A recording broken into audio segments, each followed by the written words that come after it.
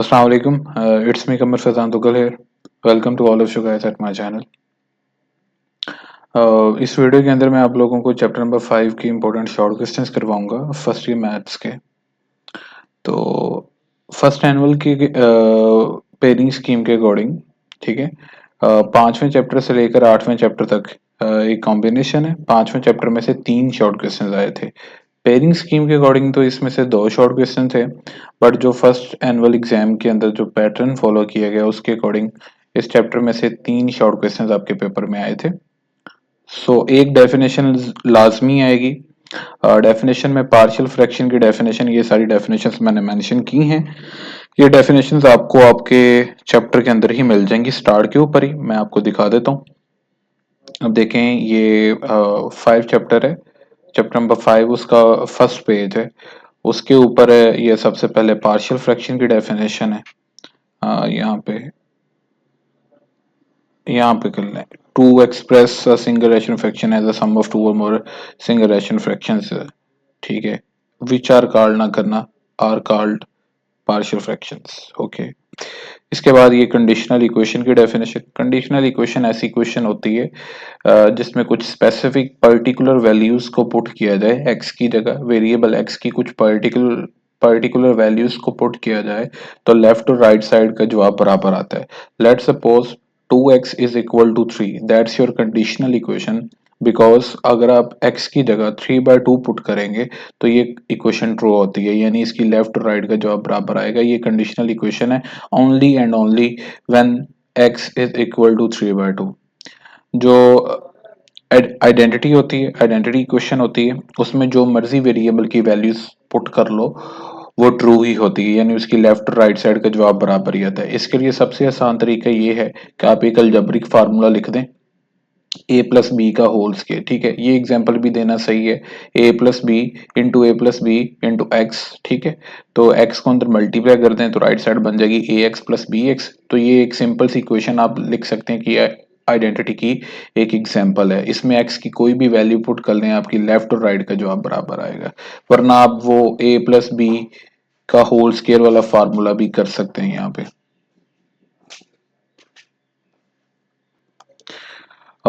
Next हमारे पास जो definition है रैशनल फ्रैक्शन की डेफिनेशन है आपके पास यहाँ पे। यहाँ से डेफिनेशन लिख सकते हैं आप, the quotient of two polynomials में q x not equal to zero with no common factor is called rational fraction. और फिर इसके आगे 2 टाइप्स हैं, प्रॉपर रैशनल फ्रैक्शन और इम्प्रॉपर रैशनल फ्रैक्शन। इनके आप डेफिनेशन कर सकते हैं। आपको मैं सिंपली बताता चलूँ कि प्रॉपर रैशनल फ्रैक्शन के अंदर ये होता है कि ये फ्रैक्शन है और ऊपर वाली वैल्यू को बोलते हैं आप न्यूमरेटर, एन से जाहिर कर देता हूँ। ठीक है, एन इंटू एक्स से मुराद है कि न्यूमरेटर, और जो नीचे वाली वैल्यू होती है उसको डी यानी कि डिनोमिनेटर बोलते हैं। तो ये न्यूमरेटर है और ये डिनोमिनेटर है। जो न्यूमरेटर है ना, उसकी डिग्री छोटी होनी चाहिए। डिग्री से मुराद होता है वेरिएबल की हाईएस्ट पावर। अगर आप ये एग्जाम्पल को देखें, ये प्रॉपर रैशनल फ्रैक्शन इस तरह है कि जो ऊपर पॉलिनोमियल फंक्शन पड़ा है 2x-5 न्यूमरेटर के अंदर, ठीक है, 2x-5, इसके अंदर वेरिएबल की हाईएस्ट पावर कितनी है, 1 है। ठीक है, और नीचे जो पोलिनोमियल पड़ा है उसकी हाईएस्ट पावर कितनी है, 2 है। आपको नजर आ रहा होगा एक्स स्क्वायर प्लस 4 लिखा है। यहाँ पे डिनोमिनेटर की डिग्री 2 है, न्यूमरेटर की डिग्री 1 है।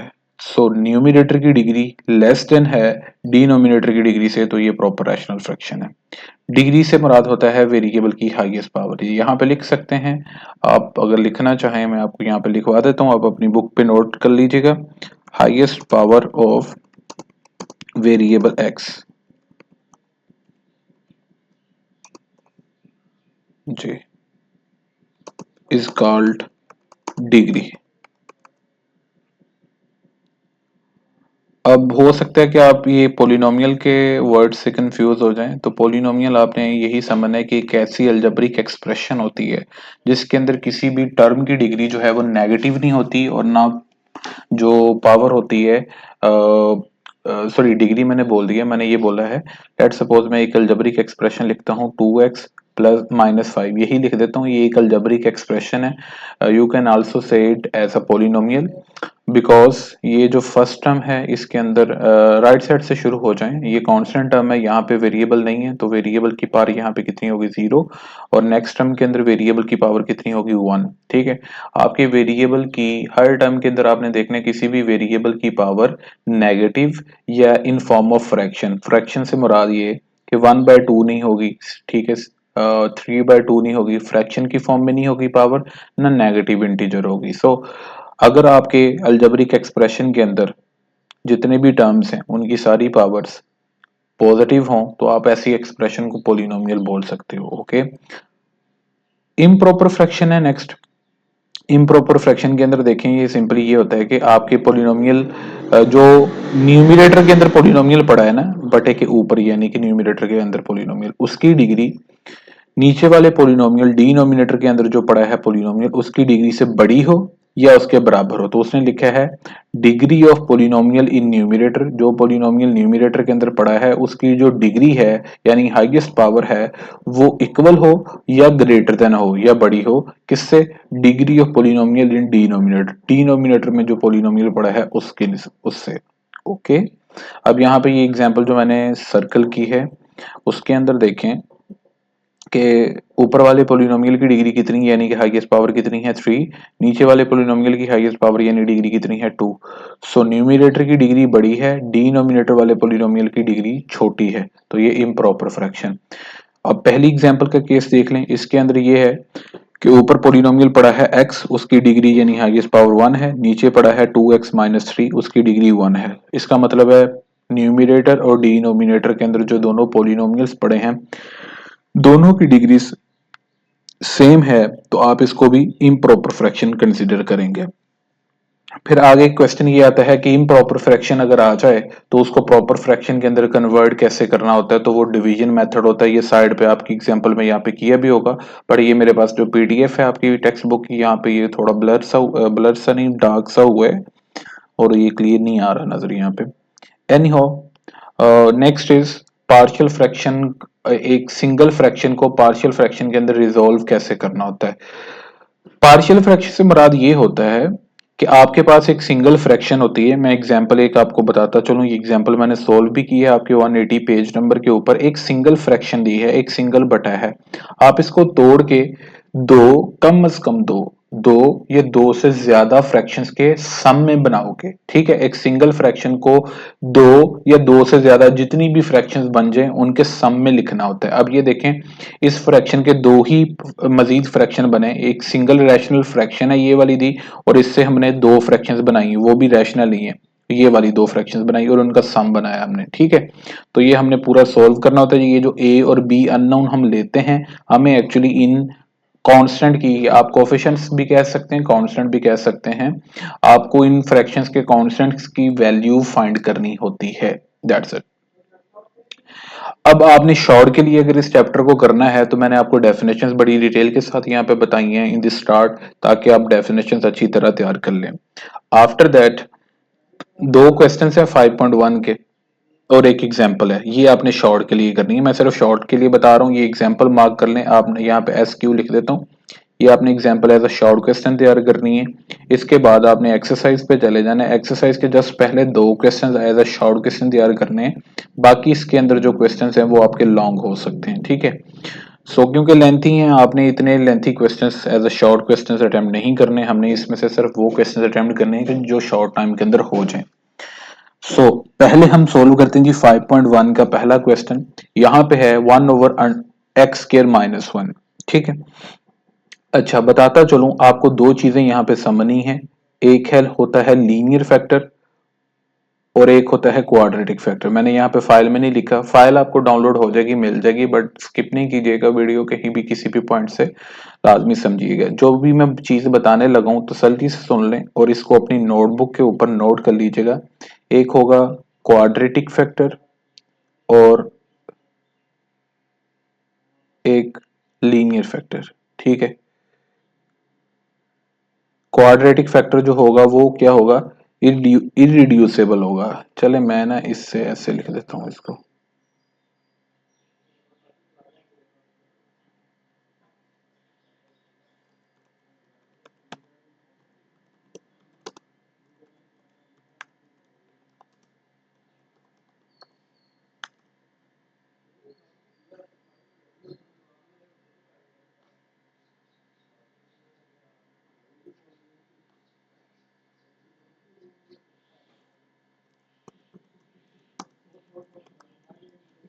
Linear factor and quadratic factor.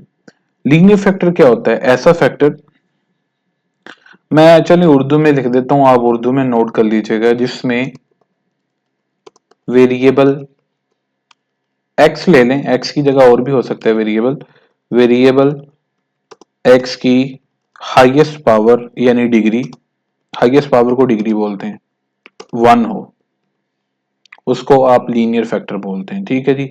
Like इस तरह होता है, एक्स प्लस 1 लिख दिए, अब इसके अंदर वेरिएबल की पावर देखनी है, हाईएस्ट कितनी है, 1 है, तो आप इसको बोल सकते हैं ये आपका लीनियर फैक्टर है। 1 लिखने की जरूरत नहीं होती है, आपको पावर के अंदर कुछ भी ना लिखा हो वेरिएबल की पावर के अंदर, तो समझ जाइएगा कि वहां पे 1 है। इररिड्यूसिबल क्वाड्रेटिक का फैक्टर का मतलब ये होता है कि ये क्वाड्रेटिक फैक्टर रिड्यूस नहीं हो सकता है। एक होता है रिड्यूसेबल और एक होता है इररिड्यूसेबल। एक इररिड्यूसेबल है और एक रिड्यूसेबल। पहले हम रिड्यूसेबल कर लेते हैं।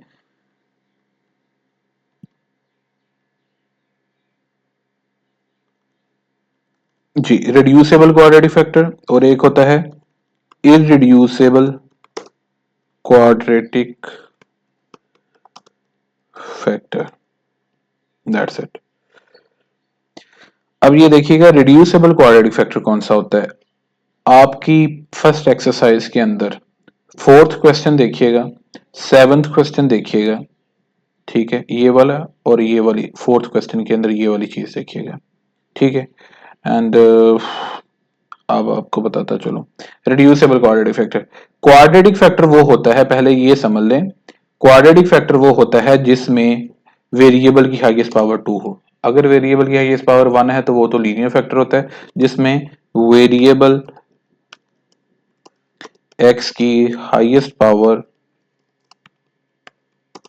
2 हो, वो उसे क्वाड्रेटिक फैक्टर बोलते हैं। वो बात की बात है रिड्यूसेबल कौन सा है और इररिड्यूसेबल कौन सा है।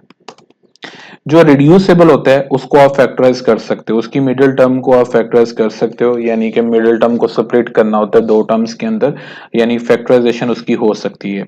रिड्यूसेबल का मतलब ये होता है जिसकी फैक्टराइजेशन, ये मैं लिख देता हूं, फैक्टराइज। रिड्यूसेबल को आप ये कह सकते हो कि जिसके आप फैक्टर्स बना सकते हो मजीद, फैक्टराइज, जो फैक्टराइज हो सके।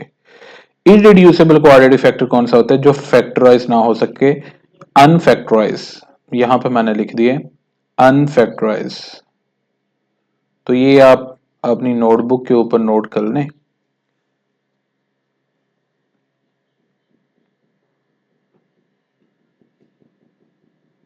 जी, अब इसकी भी एग्जांपल दे देते हैं।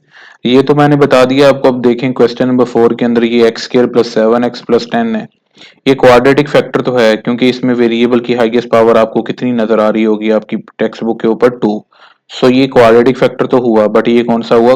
रिड्यूसेबल। आप इसको रिड्यूस कर सकते हो। Same in the case of question number 7, denominator देखें 2x² माइनस एक्स माइनस 1। इसमें वेरिएबल की हाईएस्ट पावर कितनी है? 2। ठीक है, तो ये क्वाड्रेटिक फैक्टर है, बट ये रिड्यूसेबल है, आप इसकी भी फैक्टराइजेशन कर सकते हैं। ठीक है। अब आगे 4.3 के अंदर देखिएगा। 4.3 के अंदर, सॉरी 5.3, माय मिस्टेक, 5.3, 5.3 के अंदर आपको फर्स्ट क्वेश्चन के अंदर ये डिनोमिनेटर, सिर्फ डिनोमिनेटर चेक करना होता है। डिनोमिनेटर के अंदर ये देखें एक्स स्क्वायर प्लस 1, इसमें वेरिएबल की हाईएस्ट पावर आपके पास कितनी है? 2 है, तो ये क्वाड्रेटिक फैक्टर हुआ। इसके फैक्टराइजेशन नहीं हो सकती तो ये इररिड्यूसेबल क्वाड्रेटिक फैक्टर हुआ। Same is the case x square. ठीक है, यहाँ पे एक्स स्क्वायर प्लस 4, ये भी इररिड्यूसेबल क्वाड्रेटिक फैक्टर हुआ। और ये देख लें x square plus 2x plus 5, इसकी भी फैक्टराइजेशन नहीं कर सकते। जस्ट एंड जस्ट आपको फैक्टराइज करना है, क्वाड्रेटिक फार्मूला या कुछ भी और नहीं लगाना होता है। यानी जैसे आप क्वाड्रेटिक इक्वेशन को फैक्टराइज करते हैं वो मैं बात कर रहा हूँ। फैक्टराइजेशन करनी है, इसकी फैक्टराइजेशन पॉसिबल नहीं है, तो ये क्या हुआ? इररिड्यूसेबल क्वाड्रेटिक फैक्टर। ओके, सो ये मैंने बेसिक सा एक कॉन्सेप्ट दिया है। अब हम बात करते हैं क्वेश्चंस की। तो ये मैं आपको जो लिखवा चुका हूँ, बता चुका हूँ, आई होप सो कि आपने ये सभी ने नोट कर लिया होगा। अब देखें कि 1/x² -1 है, एक्स स्केयर है, एक्स का होल स्केयर कर दिया, -1 का होल स्केयर कर दिया। तो ये देखें अलजेब्रिक फार्मूला ए स्केयर माइनस बी स्केयर, उसके अकॉर्डिंग हो जाएगा ए plus b into a minus B. ए से मुराद एक्स है और बी से मुराद क्या है 1, यानी फर्स्ट टर्म एक्स है और सेकंड टर्म क्या है 1, x plus 1 into x minus 1 बन गया। अब ये देखें इसका मतलब है कि 1 over x square minus 1 equal आ गया 1 over x plus 1 into x minus 1, यानी कि इसके जगह पे, ठीक है, ये क्वाड्रेटिक फैक्टर तो आपको नजर आया क्योंकि इसमें वेरिएबल की हाईएस्ट पावर कितनी थी 2, बट ये रिड्यूसेबल था। ये कौन सा था? Reducible quadratic factor. तो जो रिड्यूस हो सकता है, चाहे आप उसको फैक्टर्स करके रिड्यूस करें, चाहे अलजेब्रिक फार्मूला लगा के। अलजेब्रिक फार्मूला लगा है तो ये रिड्यूस हो गया। अब रिजॉल्विंग इनटू पार्शियल फ्रैक्शन, जब आपने पार्शियल फ्रैक्शन में रिजॉल्व करना है, ये देखें आपके पास एक सिंगल फ्रैक्शन है, ठीक है, आपने इस सिंगल फ्रैक्शन की जगह दो फ्रैक्शंस बनाई हैं। फर्स्ट फ्रैक्शन बनाई, इंग्लिश अल्फाबेट यूज किया, ए ओवर फर्स्ट लीनियर फैक्टर। अब ये लीनियर फैक्टर है। अब ये देखें मेरी बात सुने, इस क्वेश्चन के अंदर पहले आपको नजर आया एक्स स्केयर -1, ठीक है, आपको लगा कि ये तो क्वाड्रेटिक फैक्टर है क्योंकि वेरिएबल की हाईएस्ट पावर 2 है, तो ये रिड्यूसेबल था। आपने रिड्यूस करके इसकी जगह दो फैक्टर्स बनाए। वो जो दोनों फैक्टर्स आए, अगर आप गौर करें, x plus 1 and x minus 1 both are linear factors, linear factors, okay. अब आपने क्या करना है, इन लीनियर फैक्टर्स को सोल्व करना है। वो कैसे? a over first linear factor which is x plus 1 plus b over second linear factor x minus 1, ठीक है। और ये भी चेक करें ये रिपीट नहीं हो रहे। रिपीट होने का से मुराद ये है x प्लस 1 है, ठीक है। अब अगर इसके बाहर पावर 3 लिखी 2 लिखी होती या 3 लिखी होती, इसका मतलब है इसने 3 टाइम्स रिपीट होना था, 3 फ्रैक्शंस के अंदर जाना था। अब इन दोनों फैक्टर्स के बाहर कोई पावर नहीं लिखी हुई, होल पावर नहीं लिखी हुई, होल पावर 1 1 है, यानी कि ये सिंगल टाइम ही आएंगे, इनमें से कोई भी फैक्टर रिपीट नहीं होगा। तो ये दोनों लीनियर फैक्टर थे, a over first linear factor फिर plus b over second linear factor, okay. ये आपकी क्वेश्चन 1 होती है। जब भी आप एक सिंगल फ्रैक्शन को रिजोल्व करके दो फ्रैक्शंस के सम में बनाते हैं, वो आपकी इक्वेशन 1 होती है, ठीक है। अब आपने क्या करना होता है, नेक्स्ट ये करना होता है कि आपने एलसीएम से मल्टीप्लाई करना होता है। एलसीएम क्या होता है? जो आपकी इक्वेशन 1 होगी, आप उसके इक्वल टू की लेफ्ट साइड के अंदर देखिएगा, लेफ्ट साइड के अंदर डिनोमिनेटर देखिएगा, जिसमें मैंने ये गन समझाया है, आपने इस डिनोमिनेटर को देखना है, ठीक है, ये वाले को। इक्वेशन 1 के लेफ्ट साइड के अंदर डिनोमिनेटर को देखिएगा, आपके पास दो फैक्टर्स हैं, ये आपका एलसीएम है। तो आप लिख दोगे multiply by LCM x plus 1 into x minus 1 on both sides. जब आप एलसीएम से मल्टीप्लाई करेंगे, डायरेक्ट कैसे लिखना होगा, तो आपने क्या करना है, इक्वल टू का साइन सबसे पहले लिखना है और लेफ्ट साइड में से सिर्फ एंड सिर्फ और सिर्फ आपने न्यूमिनेटर को लिखना है, ठीक है। डिनोमिनेटर स्किप कर देना है क्योंकि आपने दोनों साइड्स पे इस एलसीएम से मल्टीप्लाई किया, तो समझिए ये कैंसिलेशन होके सिर्फ न्यूमिनेटर बचेगा, वो लिख दिया आपने। राइट साइड में क्या करना है, ए के बटे में जो फ्रैक्शन, ए के फ्रैक्शन में जो फैक्टर है वो छोड़ देना है, यानी ए को ओपोजिट फ्रैक्शन के साथ, ओपोजिट डिनोमिनेटर के साथ मल्टीप्लाई करना है, यानी कि ए को इधर इस फैक्टर से मल्टीप्लाई किया, ए के बटे में जो फैक्टर था वो हमने छोड़ दिया, बी के बटे में जो फैक्टर था वो छोड़ देना है, बी को इधर ओपोजिट फ्रैक्शन, ओपोजिट फैक्टर से मल्टीप्लाई करना है। तो ये देखें ए इंटू एक्स माइनस 1 हो गया, फिर ये प्लस का sign b into x plus 1 हो गया। That's your second equation. I hope so आपको इन दोनों इक्वेशंस की समझ आ गई है, आपको इन ये दोनों इक्वेशंस बनाने आ चुकी होंगी। यहाँ तक कोई भी कंफ्यूजन होती है मुझसे आप कमेंट सेक्शन में पूछ सकते हैं, I will guide you, okay. तो ये दो इक्वेशंस मैंने बनाई हैं एलसीएम लेके, ये आपको आई होप सो कि आपको ये समझ आ गई कि एलसीएम लेके ये मैंने सेकंड इक्वेशन कैसे बनाई है। अब आपने फर्स्ट इक्वेशन के अंदर देखना है जो आपने पार्शियल फ्रैक्शंस बनाई हैं, कितनी बनाई हैं, दो। दो पहली फ्रैक्शन के बटे में देखें, ठीक है, पहली फ्रैक्शन में देखें कौन सा लीनियर फैक्टर एक्स प्लस 1, उसको जीरो के इक्वल कंसिडर कर लें, एक्स की वैल्यू -1 आ जाएगी। अब इस वैल्यू को उठाएंगे, आप इक्वेशन 2 के अंदर पुट करेंगे, ये जो एलसीएम लेके बनाई हुई है, हमेशा इक्वेशन 2 के अंदर पुट करना होता है। 1 इज इक्वल टू ए, वैसे ही एक्स की जगह -1 जाएगा, ठीक है, -1 बन जाएगा। इधर ये देखें एक्स की जगह ये -1 गया, फिर इधर प्लस बी आ गया, और इधर ये देखें एक्स की जगह ये -1 गया, ओके हो गया। अब ये देखें -1 + 1 0 होगा तो b into zero would be 0, -1 -2 हो गया।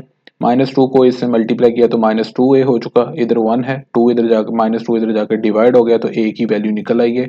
आई होप सो कि आपको इसकी समझ आ गई है, आपने ये a कोफिशिएंट या a कांस्टेंट की वैल्यू को मालूम कर लिया है। अब आपने दूसरे फ्रैक्शन को यूज करना है। दूसरे फ्रैक्शन के अंदर पहली क्वेश्चन को ही देखना है, दूसरा फैक्टर कौन सा है, लीनियर फैक्टर x-1। दूसरा लीनियर फैक्टर कौन सा है, x-1। x-1 को जीरो को इक्वल कंसीडर किया है, x की वैल्यू 1 आई है, उसको भी दूसरी क्वेश्चन के अंदर पुट किया है। अब दूसरी क्वेश्चन कौन सी थी, अब आपको यहाँ पे नजर आ रहा होगा, ये एलसीएम वाली क्वेश्चन है। तो जहां जहां पे x है उसकी जगह जस्ट आपने 1 पुट किया, तो यहाँ पे देखें a इंटू x-1 था, x की जगह आपने 1 लिखा तो ये 1 - 1 हो गया। अब प्लस b, x की जगह आपने 1 लिखा, 1 + 1 हो गया।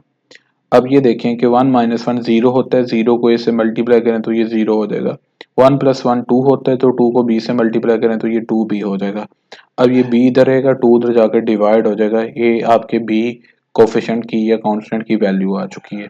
By putting the values of a and b in equation number 1, ये आपकी इक्वेशन 1 है जो आपने रिजोल्व करके पार्शियल फ्रैक्शन के अंदर बनाई होगी।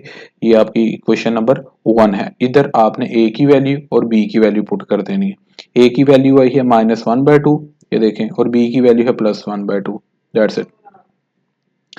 अब ये देखें जी, ऊपर डिवाइड हो रहा है 2, नीचे आकर मल्टीप्लाई हो जाएगा। इधर ऊपर 2 डिवाइड हो रहा है, नीचे आकर ये मल्टीप्लाई हो जाएगा। सही है, ये इक्वेशन 1 के अंदर पुट करके ये है आपकी पार्शियल फ्रैक्शन जो मैंने आपको सोल्व करके दिखाई है। आई होप सो कि आपको इसकी समझ आ गई है। अब नेक्स्ट ये एक एग्जांपल है 5.1 की, पेज 180 के ऊपर है। Resolve into partial fraction, same जैसे हमने क्वेश्चन किए, इसके अंदर ऑलरेडी आपके पास डिनोमिनेटर के अंदर दो लीनियर फैक्टर्स मौजूद हैं, x+3 और x+4। तो आपने इसको क्या करना है, रिजोल्व करना है। आपने यहाँ पे लिख लेना है इंग्लिश के अंदर रिजोल्विंग इनटू पार्शियल फ्रैक्शन, ये लाइन काइंडली लिख लीजिएगा। a over first linear factor which is x+3 plus b over second linear factor which is x+4। Next है plus b over second linear factor which is x+4। अब ये देखें दोनों linear factors हैं, ये जरूरी नहीं है कि a के बटे में पहला लीनियर फैक्टर आएगा और b के बटे में दूसरा। अब आप ये भी कर सकते थे कि a के फ्रैक्शन के अंदर आप डिनोमिनेटर के अंदर x+4 लिख देते और b के डिनोमिनेटर के अंदर आप x+3 लिख देते, तो आपका आंसर फिर भी सही आना था। तो आपने देखना है कि आपके डिनोमिनेटर के अंदर लीनियर फैक्टर पड़ा है या क्वाड्रेटिक पड़ा है। ठीक है, अगर तो लीनियर फैक्टर है तो फिर वेल एंड गुड, वो 5.1 का ही क्वेश्चन है। अब ये दो लीनियर फैक्टर्स थे x+3 और x+4, तो आपने दोनों को अलग अलग फ्रैक्शन के अंदर लिख दिया, a over first linear factor plus b over second linear factor. ये आपकी इक्वेशन 1 बन गई। फिर वही आपने एलसीएम से मल्टीप्लाई करना है। इक्वेशन 1 के अंदर इक्वल टू है, इक्वल टू की लेफ्ट साइड के ऊपर ये जो डिनोमिनेटर के अंदर दोनों फैक्टर्स पड़े हैं, ये आपका एलसीएम है। आपने क्या करना है, एलसीएम से मल्टीप्लाई कर देना दोनों साइड्स पे, तो आपके पास सिर्फ इक्वल टू की लेफ्ट साइड पे न्यूमिनेटर बचेगा। न्यूमिनेटर विच इज 7x+25, वो न्यूमिनेटर बच गया। a ओवर x+3 है प्लस b ओवर x+4 है। तो आपने क्या करना है, a के बटे में जो फैक्टर है उसको छोड़ दें, a को ऑपोजिट फैक्टर से मल्टीप्लाई करें, b को इधर इस ऑपोजिट फैक्टर से मल्टीप्लाई कर दें।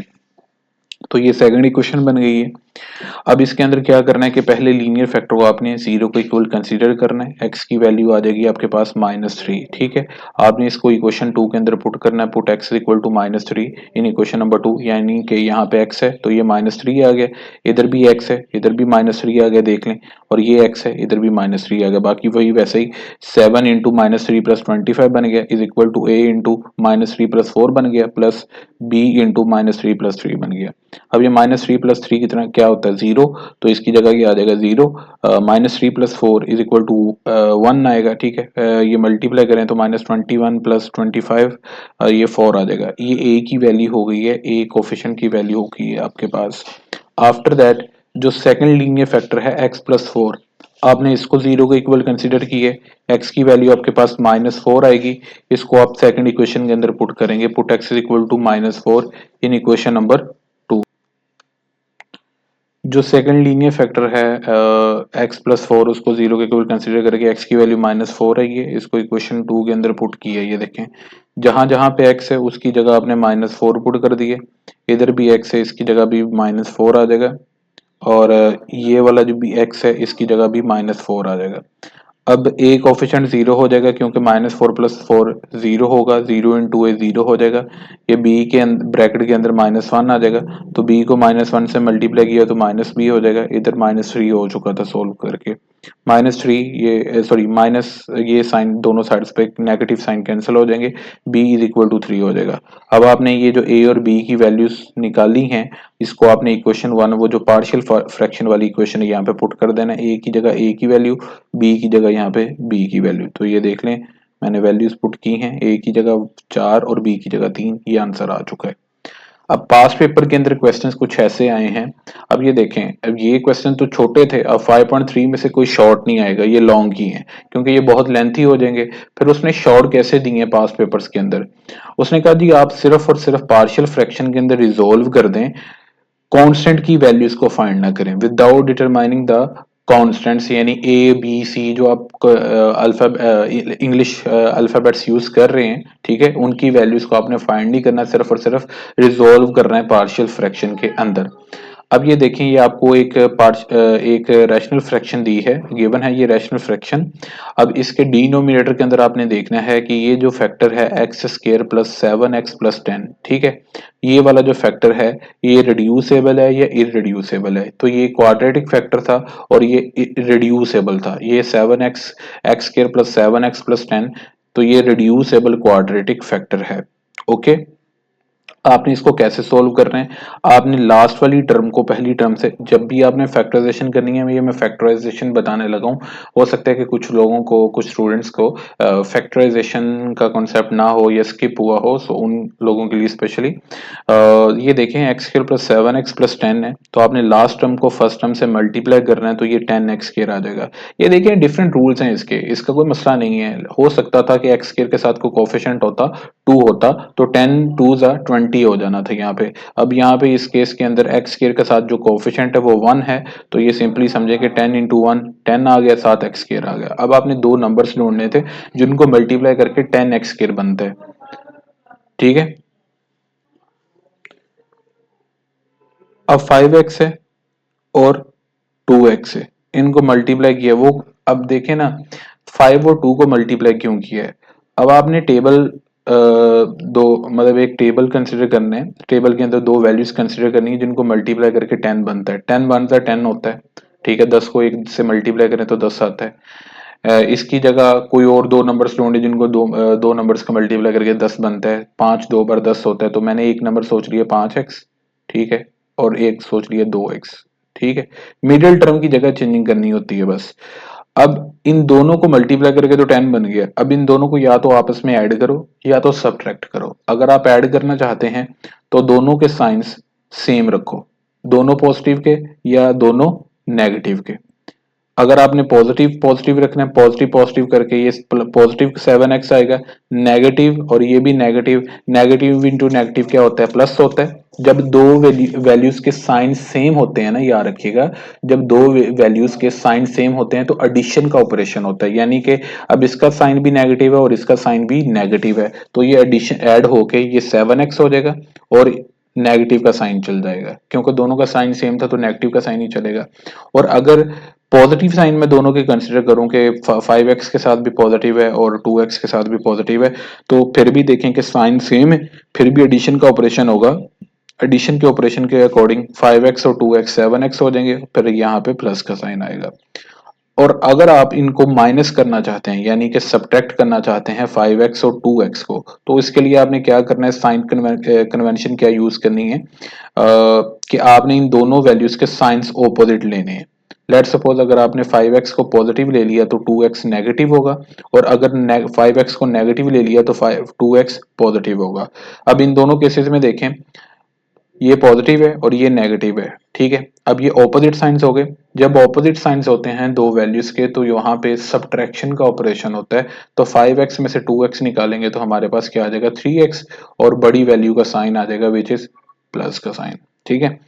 और अगर एक वैल्यू नेगेटिव और दूसरी वैल्यू पॉजिटिव, अब पहली वैल्यू नेगेटिव है दूसरी वैल्यू पॉजिटिव, इस केस के अंदर भी अगर आप देखें तो ये ऑपोजिट साइंस बनते हैं, ठीक है, इनमें भी ऑपोजिट साइन बनते हैं, तो यहाँ पे भी सब्ट्रैक्शन का ऑपरेशन होगा, 5x में से 2x निकालेंगे तो ये 3x आ जाएगा, ठीक है, और ये बड़ी वैल्यू का साइन आ जाएगा। बड़ी वैल्यू क्या है 5x, उसका साइन आ जाएगा। ओके, अब आपने इसमें क्या करना है कि ये देखें जी कि 7x है, ये 7x है, इसकी जगह आपने फैक्टर्स करके मिडिल टर्म को स्प्लिट करके प्लस का 5x और प्लस का 2x लिख दिया, क्योंकि प्लस का 7x बनाना था। तो आपने जो नंबर सोचे थे जिनको मल्टीप्लाई करके आपने 10x के लिए बनाया था, यानी पहली और आखिरी टर्म को मल्टीप्लाई करके 10x के आया था, तो दो नंबर सोचे आपने जिनको मल्टीप्लाई करके 10x आता है, तो 5x और 2x था। ठीक है, और इनको अब आपने क्या करना है, ऐड करना था। ऐड इस वजह से करना था क्योंकि मिडिल टर्म के अंदर क्या था आपके पास, प्लस का 7x। तो प्लस का 7x कैसे बनेगा कि आप दोनों के साइंस पॉजिटिव ले लें। अगर माइनस का 7x वो कहता है तो दोनों के साइंस क्या ले लेने थे, आपने नेगेटिव ले लेने थे।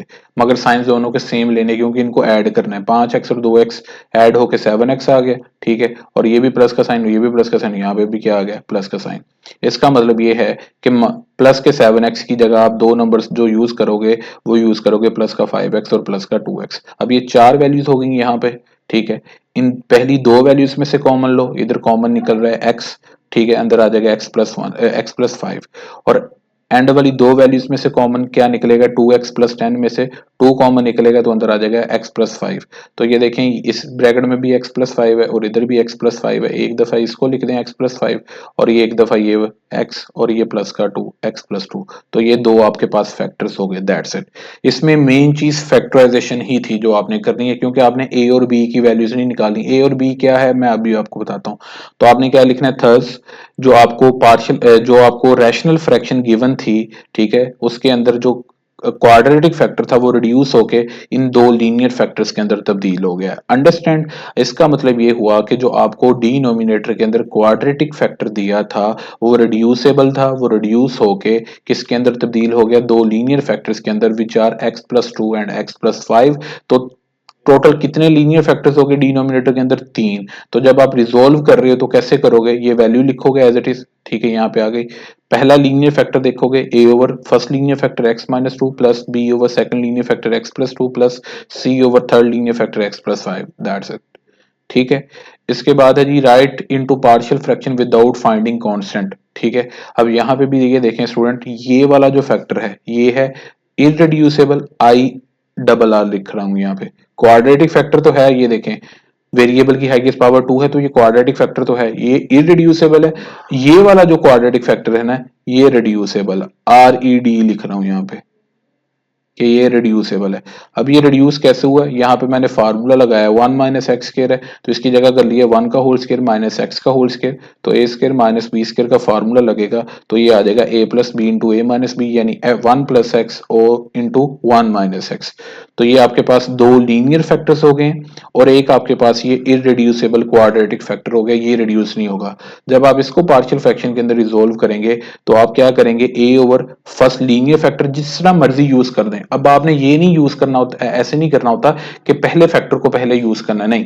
तीन फैक्टर्स हैं तो आपने ए के बटे में पहला लीनियर फैक्टर कर दिया, फिर प्लस बी के बटे में दूसरा लीनियर फैक्टर कर दिया। ओके, फिर प्लस प्लस का साइन, यहां तक तो आपको समझ आ चुकी होगी। ये इसके रेलिवेंट तो आपने क्वेश्चंस भी सोल्व कर लिए हैं। अगला क्वेश्चन देखिए, 5.3 का क्वेश्चन बनता है, x square plus one, x square plus one, ये इररिड्यूसेबल क्वाड्रेटिक फैक्टर था ना, आई डबल आर लिखा है इररिड्यूसेबल। तो आपने इस क्वाड्रेटिक फैक्टर के लिए दो अल्फाबेट्स को इकट्ठा करना है। ए और बी हो चुके हैं, अगले दो अल्फाबेट्स कौन से होंगे, सी और डी। सी प्लस डी करें दो अल्फाबेट्स, और पहले अल्फाबेट के साथ एक्स लगा देंगे। लेट सपोज सी और डी भी यूज हो जाते तो अगले अल्फाबेट्स कौन से आने थे, ई और एफ। ई प्लस एफ करना था, और जो पहला आपके पास अल्फाबेट है उसके साथ आपने एक्स लगा देना था। दो अल्फाबेट्स याद रखिएगा तभी इकट्ठे करने जब आपके पास इररिड्यूसेबल क्वाड्रेटिक फैक्टर होगा। ठीक है, तो इसके लिए आपने एक्स स्क्वायर प्लस वन के लिए सी एक्स प्लस डी इकट्ठा किया और बटे के अंदर एक्स स्क्वायर प्लस वन लिख दिया। तो ये आपने रिजोल्व कर दिया पार्शियल फ्रैक्शन के अंदर, पार्शियल फ्रैक्शन के अंदर लिख दिया विदाउट फाइंडिंग द कॉन्स्टेंट्स। आगे भी ऐसे ही है। अब ये देखें, कहता है जी कि इसको पार्शियल फ्रैक्शन फॉर्म में लिखें विदाउट फाइंडिंग कॉन्स्टेंट्स। तो ये पहला लीनियर फैक्टर है। ठीक है, ये भी लीनियर फैक्टर, ये भी लीनियर फैक्टर, ये भी लीनियर फैक्टर, तो a over first linear factor plus b over एक एक सिंगल अल्फाबेट। दो अल्फाबेट्स यानी कि सी एक्स प्लस डी तभी बनने जब आपके पास इररेड्यूसिबल क्वाड्रेटिक फैक्टर होगा, बट इन दिस केस आपके पास क्या है, लीनियर फैक्टर्स। तो आप सिंपली क्या करेंगे, a over x plus b over 2x plus 3 plus c over x minus 1। Okay, next आपको वो क्वेश्चन ऐसे दे सकते हैं कि पास पेपर में आया है कि find value of a and b if, ये चीज आपको गिवन है ऑलरेडी, आपको उसने रिजोल्व करके पार्शियल फ्रैक्शन के अंदर लिख के दी है, ऑलरेडी आपको गिवन है in form of partial fraction, आपको पार्शियल फ्रैक्शन के अंदर रिजोल्व नहीं करना, ये पार्शियल फ्रैक्शन उसने लिखी हुई है, यानी कि एक सिंगल फ्रैक्शन थी उसको दो फ्रैक्शंस के सम में लिखा हुआ है। अब आपने यहां पे क्या करना है, simply multiply by LCM on both side. LCM क्या होता है मैंने आपको बताया है, मैंने पहले जो क्वेश्चन सोल्व करवाए हैं आपको, कि इक्वल टू की लेफ्ट साइड के ऊपर जो बटे के अंदर दो फैक्टर्स होते हैं ना, वो आपका एलसीएम होते हैं। ठीक है, ये है आपका LCM, multiply by LCM both side. जब आप एलसीएम से मल्टीप्लाई करते हैं तो इक्वल टू सबसे पहले लिखना है आपने, ये इक्वल टू लिख लिया आपने यहाँ पे। इक्वल टू के बाद लेफ्ट साइड के अंदर सिर्फ और सिर्फ न्यूमरेटर को लिखना है, बटे के ऊपर वाली वैल्यू को, और राइट साइड पे क्या करना है, ए को इधर ऑपोजिट फैक्टर से मल्टीप्लाई और बी को इधर ऑपोजिट फैक्टर से मल्टीप्लाई, दैट्स इट। ये इक्वेशन 1 होगी यहाँ पे, क्योंकि ये आप इसको इक्वेशन 1 कह लें, इसको इक्वेशन 2 कह लें, फिर उसका कोई मसला नहीं है, नंबरिंग चेंज हो जाती है। अब आपने देखा ये जो आपको गिवन पार्शियल फ्रैक्शन थी, पार्शियल फ्रैक्शन की इक्वेशन थी, उसके अंदर देखें कि जो पहला फैक्टर है वो लीनियर है। ठीक है, अच्छा याद रखिएगा, सिर्फ और सिर्फ लीनियर फैक्टर को जीरो के इक्वल रख सकते हैं, और वो भी रिपीट ना होता हो। ठीक है, वो भी रिपीट ना होता हो, यानी कि x प्लस 1 हो, ठीक है, और बाहर पावर ना लिखी हो इसके 2, इसका मतलब ये तो रिपीटेड फैक्टर है, तो ये रिपीट ना होता हो। तो पहला लीनियर फैक्टर क्या है हमारे पास, x प्लस 1। ठीक है जी, x प्लस 1, तो हमने इसको जीरो के इक्वल कंसीडर किया, तो x की वैल्यू क्या आएगी हमारे पास -1। इसको हमने इक्वेशन 1 के अंदर पुट किया, जहां जहां पे x है उसकी जगह -1। I am sorry for the background noise, kindly compensate कीजिएगा इसको। x की जगह -1 आ गया, -1 का स्क्वायर प्लस 1, इधर भी x की जगह -1 आ गया, और इधर भी x की जगह -1 आ गया, ये देख लें। अब ये तो जीरो हो गया, ठीक है, a इंटू -2 हुआ है, a इंटू -2 इधर ही रहा, इधर 1 प्लस 1 2 हुआ है। अब ये माइनस का 2 समझे कि इधर आकर डिवाइड हो गया, 2 2 से कैंसिल हो गया, तो ये नेगेटिव का साइन, और ये 1, a की वैल्यू क्या होगी, -1, दैट्स इट। ठीक है जी, आगे अगला लीनियर फैक्टर कौन सा है, x -1, आपने इसको जीरो को इक्वल कंसीडर किया है, x की वैल्यू 1 नहीं है, इसको इक्वेशन 1 के अंदर पुट की है। ठीक है, अब अगला लीनियर फैक्टर क्या है, x -1, इसको जीरो के इक्वल कंसीडर किया है, x की वैल्यू क्या आई है 1, इसको इक्वेशन 1 के अंदर पुट किया है। ये जो आपने आपने एलसीएम लेके इक्वेशन बनाई होगी, आप इसको इक्वेशन 2 कह लें, इसको 1 कह लें, कोई मसला नहीं है इसमें। अब आपने सिर्फ क्या करना है, x की जगह 1, x स्क्वायर है तो 1 का स्क्वायर प्लस 1, और इधर x -1 है तो 1 -1, plus b into x plus 1 है तो 1 प्लस 1। अब ये देखें ये जीरो आ गया, b इंटू 2 हो चुके हैं, तो ये 2 भी हो गया, ये 2 इधर आगे डिवाइड हो गया, b की वैल्यू आ गई है 1, दैट्स इट। ये पुट करनी है, ये पुट कर सकते हैं, a और b की वैल्यूज यहाँ पे पुट कर सकते हैं, बट उसने कहा a और b की वैल्यूज फाइंड करो, तो आपने a और b की वैल्यूज निकाल दी। अगला स्टेप आपने करना हो तो जस्ट ये करिएगा कि इन दोनों वैल्यूज को, ये गिवन पार्शियल फ्रैक्शन की इक्वेशन है इसके अंदर पुट कर दीजिएगा, वरना इधर तक भी ठीक है। अब यहाँ पे देख लें, ये लास्ट क्वेश्चन ही चल रहे हैं। अब ये एग्जाम्पल है, एग्जाम्पल दे दिया आपको उसने, मैंने जो एग्जाम्पल आपको सोल्व करवाई, उसने इस तरह दे दिया कि इसको ऑलरेडी उसने पार्शियल फ्रैक्शन के अंदर रिजोल्व करके आपको दे दिया है, और उसमें से एक कोफिशिएंट की वैल्यू, कांस्टेंट की वैल्यू आपको बता दी, दूसरे की वैल्यू आपने फाइंड करनी। इसके लिए आपने ऐसे करना है कि multiply by LCM on both side, ये जो दोनों फैक्टर्स हैं ये आपके एलसीएम है। ठीक है, अब इक्वल टू की लेफ्ट साइड पे सिर्फ और सिर्फ ये न्यूमिनेटर बचेगा, राइट साइड पे क्या होगा, 4 इंटू एक्स प्लस 4, यहाँ पे a होता है ना, तो a की वैल्यू उसने ऑलरेडी गिवन दे दी है आपको, 4 इंटू एक्स प्लस 4 हो गया, b इंटू एक्स प्लस 3 हो गया, ये आपकी इक्वेशन 1 हो गई। आई होप सो कि आपको ये चीज की समझ आ गई है कि हमने क्या किया है, कि a कोफिशिएंट है उसको इधर मल्टीप्लाई, a कोफिशिएंट की जगह उसने वैल्यू दे दी है ना ऑलरेडी, आपको जस्ट ये कहा है कि b कोफिशिएंट या b कांस्टेंट की वैल्यू फाइंड करें। तो आपने एलसीएम से मल्टीप्लाई करना है ना, तो एलसीएम से मल्टीप्लाई करवा के जो इक्वेशन बनाना मैंने आपको सिखाई बाकी क्वेश्चंस में, आप आई होप सो कि आपको इसकी समझ आ गई है। आपने क्या करना है, बी की वैल्यू फाइंड करनी है ना, तो आपने इस लीनियर फैक्टर को जीरो के इक्वल नहीं कंसीडर लेना, क्योंकि इसकी वैल्यू ऑलरेडी गिवन है, इसको नहीं लेना।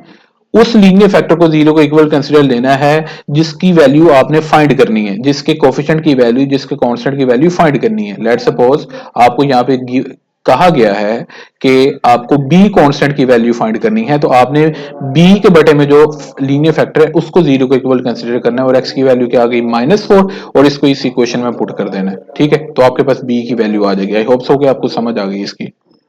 अब लास्ट क्वेश्चन है, इसके अंदर आपको कहा गया है कि फॉर द आइडेंटिटी, ये आइडेंटिटी इक्वेशन दे दी है, यानी कि ये पार्शियल फ्रैक्शन की इक्वेशन है। एक सिंगल फ्रैक्शन को उसने खुद ही रिजोल्व करके आपको तीन फ्रैक्शंस के सामने दे दिए, और आपको कहा है कि आप ए को कांस्टेंट की वैल्यू को फाइंड करें। That's it. आपने क्या करना है, पहले सबसे पहले कि एलसीएम से मल्टीप्लाई करना है। इक्वल टू है, इक्वल टू की लेफ्ट साइड पे ये डिनोमिनेटर के अंदर जितने भी फैक्टर्स जो भी पड़ा ये आपके एलसीएम है, आपने दोनों साइड पे एलसीएम से मल्टीप्लाई कर देना है। एलसीएम से मल्टीप्लाई करवा के आपने लिखना कैसे है, इक्वल टू, और यहाँ पे क्या लिखना है, सिर्फ न्यूमिनेटर जो कि 1 है, ए के बटे में जो फैक्टर है ना एक, वो छोड़ दें, ए को मल्टीप्लाई करें ऑपोजिट फैक्टर्स के साथ। 2x-1 है और अगला है 3x-1, तो ए को इन दो फैक्टर से मल्टीप्लाई किया है। जब आपने बी को देखना है तो बी के बटे में जो फैक्टर है उसको छोड़ दें, बी को इस ऑपोजिट फैक्टर इधर x-1 से मल्टीप्लाई करें और इधर 3x-1 से मल्टीप्लाई करें। That's it.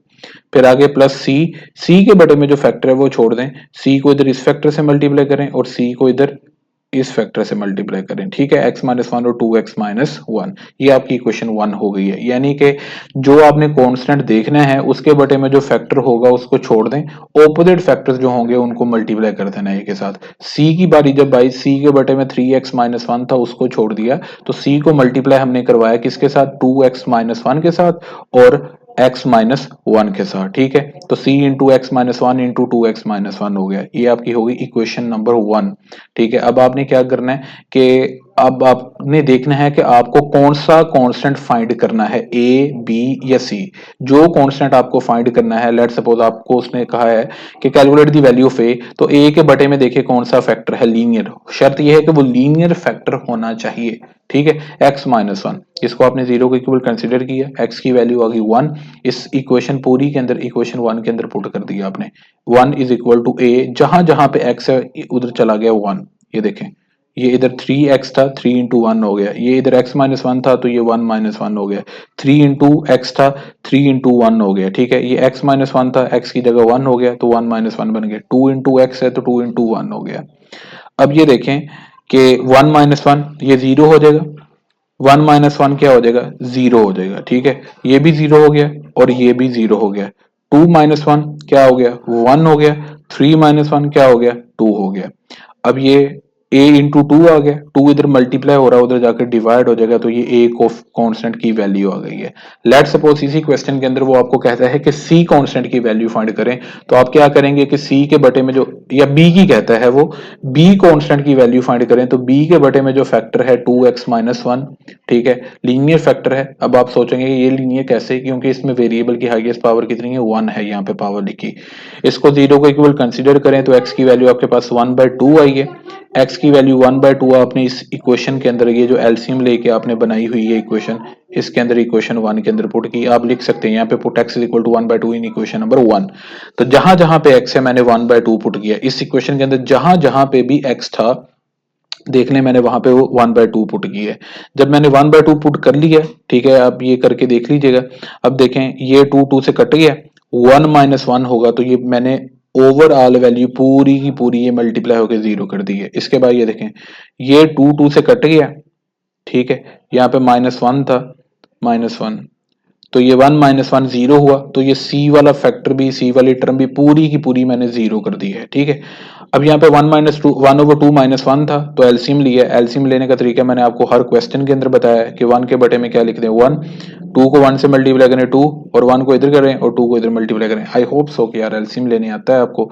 3 इंटू 1/2 था, यानी ये 3/2 हो जाएगा और -1 हो जाएगा। ठीक है, अब आप इसका इसका एलसीएम लेंगे तो ये 2/2 हो आएगा, 2 से कट गया, तो ये बचा सिर्फ -1/2। ये देखें 1-2/2 था, तो ये सोल्व होके -1/2 बचा। अब ये देखें b को अंदर मल्टीप्लाई किया तो ये -b/2 हो गया, ये 2 इधर डिवाइड हो रहा है, इधर आकर मल्टीप्लाई हो गया 1 के साथ, 2 आ गया, 2 बराबर आ गया -b के, तो ये नेगेटिव का साइन इधर आ गया, ये b कांस्टेंट की वैल्यू आ चुकी है आपके पास। आई होप सो कि आपको इस चीज की समझ आ गई है। अगर कोई भी प्रॉब्लम हो, किसी भी क्वेश्चन में कोई भी आपको समझ ना आ रही हो तो आप पूछ सकते हैं मुझसे, ठीक है जी। अब ये वाले 5.2 है, ये वाले क्वेश्चन जो ऐसे ही हैं कि इसमें ये देखें, ये भी लीनियर फैक्टर था और ये भी लीनियर फैक्टर था। लेट सपोज अगर आपने इसको पार्शियल फ्रैक्शन के अंदर रिजोल्व करवाना हो, लेफ्ट साइड आपकी यहाँ पे ये होगी, यहाँ पे ये लिख देंगे। राइट साइड क्या होगी वो मैं लिखवा देता हूँ, ए ओवर एक्स माइनस टू, ये लीनियर फैक्टर था, ठीक है। जो अगला लीनियर फैक्टर है वो एक्स प्लस वन है, बट वो रिपीटेड है, वो क्या है, रिपीट हो रहा है। आप लिख दोगे b over x minus one, एक दफा रिपीट हुआ, ठीक है। कितनी दफा रिपीट होना है इसने, दो दफा, क्योंकि इसके बाहर पावर कितनी है, इसके अंदर दो है। सी ओवर एक्स माइनस वन का स्केल लिख दोगे, that's it. X minus one लिख के यहाँ पे आप स्केल लिख दोगे। तो ये मैंने आपको बताया है एक सिंगल फ्रैक्शन को, रैशनल फ्रैक्शन को रिजोल्व करना पार्शियल फ्रैक्शन के अंदर, दैट्स इट। तो ये मैंने आपको पांचवा chapter in term of short questions completely बताया। जो पास पेपर के अंदर शॉर्ट क्वेश्चंस आए हैं वो सोल्यूशन पूरा समझाया है। फिर भी कहीं भी कोई कंफ्यूजन हो तो आप मुझसे पूछ सकते हैं। Thank you so much for having so much patience and watching this video.